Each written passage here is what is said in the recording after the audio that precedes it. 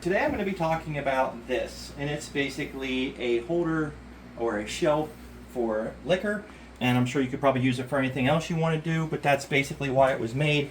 It's got nice bars in the front and the back to hold things on, and then you can see that there's a lot of room to hold. I think I've got 7 different things here, and I've got some mixing accessories on the top, and as you can see, it's a nice sturdy shelf.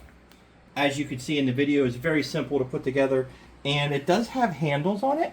And I do believe the idea for the handles is that when you go ahead, you can go ahead and grab a hold of this and lift it and take it someplace.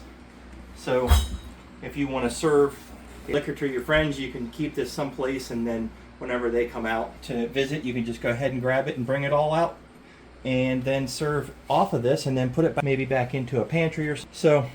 As you can see, it's a nice wood finish with, these are metal, and it's a pretty solid piece. Not too heavy, but it actually holds everything nicely. So if you're looking for something like this, you might want to check it out. It's got a nice finish, it's got a nice look, and you won't be disappointed.